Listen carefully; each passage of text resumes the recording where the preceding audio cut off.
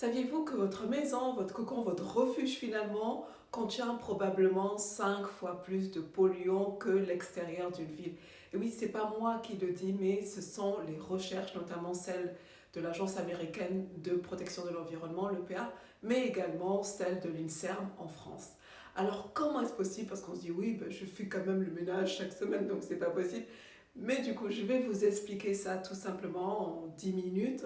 Qu'est-ce qui en fait se cache comme polluant dans votre maison? Et puis surtout, comment ça nuit à votre santé, peut-être même de façon insidieuse. Et enfin, surtout, comment vous en protéger. Voilà, alors c'est parti, suivez-moi jusqu'à la fin de la vidéo. Alors, dans un premier temps, on va parler des données techniques, scientifiques, puisque je vous disais que l'EPA, l'Environmental Protection Agency aux États-Unis, a établi que la concentration de polluants à l'intérieur de logements est 2 à 5 fois supérieure à celle mesurée en extérieur, et ça peut monter jusqu'à 100 fois plus lors d'activités courantes comme peindre, utiliser des produits ménagers. Et nous passons en moyenne 90% de notre temps en intérieur, donc c'est pas anodin.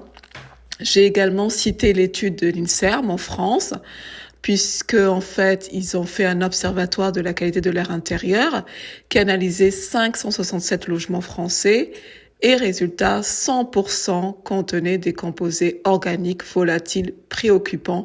Je dis pas 90, je dis pas 95, mais 100%.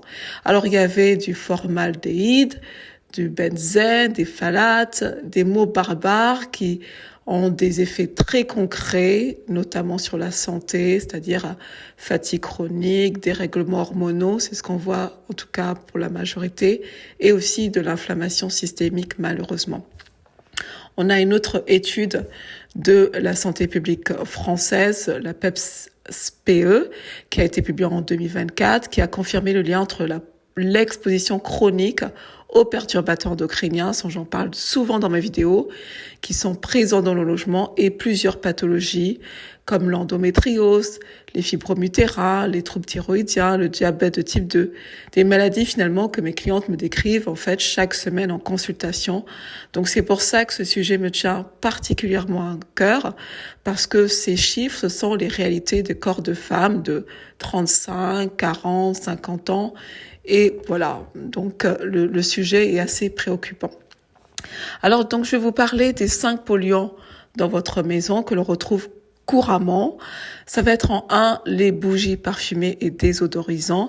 Alors je sais, ça sent bon, mais les bougies à la paraffine libèrent du benzène et du toluène en brûlant 2 composés classés cancérogènes par le SCIRS. Et quant aux sprays désodorisants, ils sont bourrés de phtalates. Ce sont des perturbateurs endocriniens qui imitent vos oestrogènes. Donc, c'est très perturbant. Il faut vraiment faire attention.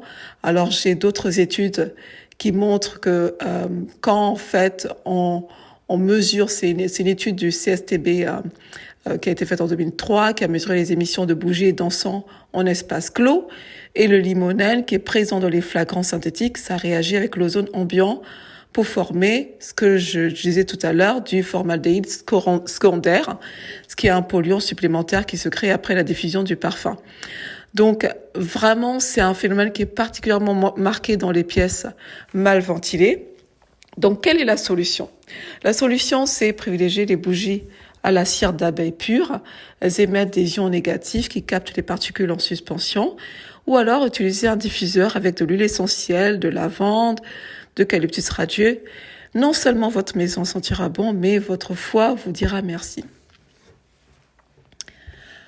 Deuxième problème que l'on retrouve dans les maisons, c'est les plastiques alimentaires. Regardez le dessous de vos boîtes. On a un triangle avec le chiffre 3 ou 7. C'est soit du PVC, soit du polycarbonate. Et ces plastiques libèrent du bisphénol A. Alors, c'est ce fameux BPA, le bisphénol A. Et quand vous le chauffez, notamment au micro-ondes, ou quand ils sont rayés, le BPA se comporte comme un faux oestrogène dans votre corps. Et le problème, c'est que pour les femmes à 35 et 50 ans, elles sont en pleine transition hormonale et ça, c'est une bombe à retardement. Le switch est simple. Passer au verre, à l'inox, pour tout ce qui touche finalement à la chaleur. Et en attendant, ne réchauffez jamais du plastique dans du micro-ondes. Voilà, il faut surtout éviter le contact du plastique avec la chaleur, ne serait-ce que mettre des bouteilles de plastique au soleil, ça libère un max de perturbateurs endocriniens, donc faites attention. Troisième point, c'est les produits ménagers classiques.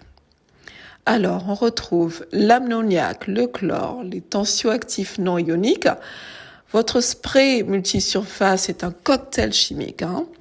C'est des substances qui irritent les voies respiratoires, qui perturbent le microbiome intestinal et tout ça, quand vous l'inhalez, ça affecte directement votre intestin et ça déclenche une inflammation de bas grade. Quelle est l'alternative qui est géniale et 100% française? C'est tout simplement le vinaigre blanc, le bicarbonate et quelques gouttes de tea tree. C'est vraiment ce que je préconise à toutes mes clientes. C'est non seulement 3 fois rien, c'est facile à faire, ça nettoie parfaitement et vous ne tousserez plus en faisant le ménage. Effectivement, dans un premier temps, il faut s'habituer à l'odeur, mais au moins c'est naturel. Autre point à surveiller dans les maisons, c'est les matériaux de construction, les peintures. Notamment le formaldéhyde, il est partout. Il est dans les meubles en aggloméré, dans les tapis synthétiques. Donc c'est vrai que même moi, j'ai des tapis, j'en ai 2, mais j'ai décidé d'en supprimer, d'en garder qu'un, parce que le problème des tapis, c'est que tout ça, les peintures c'est encore pire, mais ils s'échappent lentement dans l'air pendant des mois, parfois des années. C'est ce qu'on appelle le dégazage.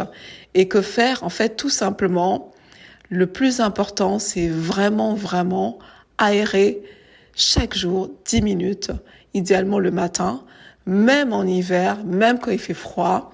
Ça suffit à renouveler complètement l'air d'une pièce. Placer vous avez des plantes dépolluantes qui sont validées par les études de la NASA, comme le pothos ou le staphylium. Mais concrètement, le mieux, c'est vraiment tout simplement d'aérer. Et puis, lors de votre prochain déménagement, exigez des peintures A+, sans COV. Et puis, on a un autre, entre guillemets, tueur invisible, c'est la poussière domestique. Alors, voici celui que personne ne voit, c'est sûr, la poussière. C'est pour ça que c'est le plus dangereux, parce que la poussière de votre maison, c'est un concentré de retardeur de flamme promet qui est venu de dans vos canapés, votre électronique, des résidus de pesticides, des métaux lourds, des acariens, etc. Donc, pour info, il faut tout simplement, ça va vous motiver à passer l'aspirateur différemment, puisqu'on a, par exemple, l'étude Esteban de 2023 qui montre que 100% des participants qui disaient présenter dans l'organisme des traces de phtalate, dans une partie significative, provient de la poussière domestique, dont les phthalates entrent dans le corps par inhalation et par voie cutanée. Donc, la bonne nouvelle de l'étude, c'est que leur demi-vie est courte, donc de 24 à 48 heures, ce qui signifie qu'en réduisant l'exposition, vous réduisez très vite l'imprégnation. Donc, il faut tout simplement, comme je vous disais, passer l'aspirateur. L'idéal, c'est l'aspirateur à filtre EPA obligatoire.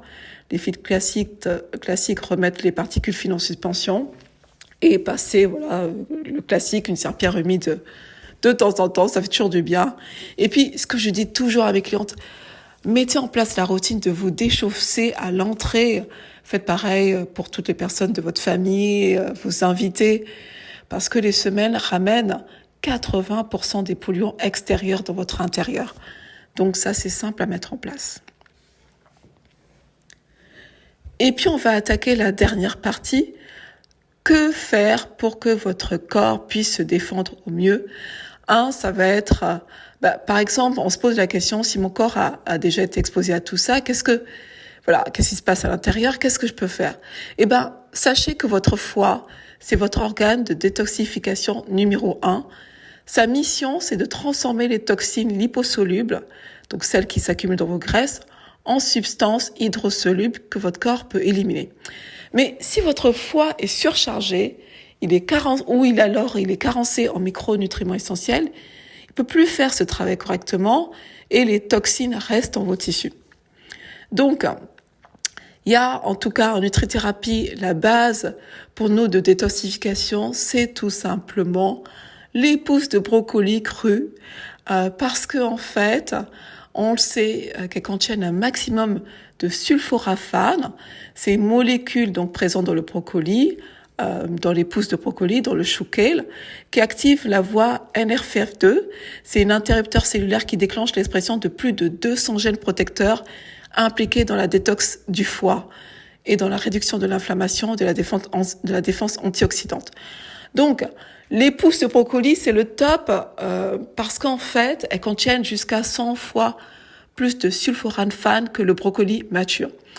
Donc, c'est un super aliment antipolluant, le plus documenté à ce jour. Coupez-les, croquez-les, voilà, ça permet de libérer la molécule active. Et puis, on a un autre paramètre qui est très intéressant en nutrithérapie qu'on utilise souvent, c'est les vitamines B. Pourquoi? En fait, quand je parle de vitamine D, c'est dans l'année, faites au moins une fois un bilan de sang, tout simplement, pour voir, voilà, si vous êtes dans les taux adéquats en B12, B6 et folate, donc B9. Pourquoi? Parce qu'en fait, ces vitamines B, donc B6, B9 et B12, elles jouent un rôle dans la méthylation, qui est le processus de détoxification cellulaire profond. Et quand on manque de ces vitamines, ça réduit significativement la capacité du foie à neutraliser les cénobiotiques. Et donc, le problème, c'est que voilà, beaucoup de femmes de 35 à 50 ans font des carences, parce que voilà, elles ont des régimes un peu, voilà, pas toujours adaptés, surtout en phase de périménopause. Et voilà, et donc du coup, le corps s'encrasse, entre guillemets. Autre allié qui est validé par la nutrithérapie, c'est vraiment les oméga-3 des petits poissons sauvages. J'en parle toujours dans mes vidéos. Les maquereaux, la sardine, les harengs. Pensez à dessaler, voilà, parce que c'est vrai que c'est très riche trop riche en sel, donc dessaler quelques heures. Et parce que les oméga-3, ça répare les membranes cellulaires abîmées par les toxiques. Vous avez aussi les aliments fermentés, le kéfir, choucroute cru, le miso. Le miso est exceptionnellement utilisé au Japon. D'ailleurs, au Japon, ils ont moins de cancers de tout, notamment cancer du sein et tout type de maladies inflammatoires. Ils sont vraiment au top parce qu'ils consomment beaucoup de soja, beaucoup d'aliments fermentés, du curcuma, du miso. Et voilà, tout ça, ça contribue à reconstruire le microbiome qui est dégradé par des polluants ménagers. Et puis, vous avez la vitamine C des agrumes, du kiwi. Ça stimule la production du glutathion, qui est le bouclier antioxydant naturel de votre foie. Alors, c'est pas une coïncidence quand mes clientes qui adoptent cette approche nutritionnelle rapportent moins de fatigue, un meilleur sommeil, et aussi, tout simplement, elles n'avaient pas pensé, mais tout simplement une peau aussi plus éclatante en quelques semaines, un regain d'énergie, moins d'inflammation, parce que voilà, le sulforaphane, en tout cas, est très intéressant à plusieurs niveaux. Et voilà, vous savez tout sur les polluants de la maison et comment vous en protéger. Alors, j'ai créé pour vous spécialement un guide de menus anti-inflammatoires pour réduire l'inflammation en une semaine. Top chrono. Alors, ce guide, il est dans le lien de la description. Ça vous permet avec des menus simples à mettre en place, des listes de courses et puis les explications de pourquoi ce menu. N'hésitez pas. Et puis, si vous souhaitez bien entendu améliorer votre santé, puisque je vous accompagne non seulement si vous avez une fatigue chronique, des dérèglements hormonaux ou alors de l'inflammation chronique, toute approche est individualisée puisque nous sommes chacun unique. Et donc ce programme consultation particulière individualisée, c'est nécessaire en nutrithérapie et naturopathie. N'hésitez pas également à commenter, à liker, à partager si cette vidéo vous a été utile et je vous retrouve à une prochaine fois. En attendant, prenez soin de vous.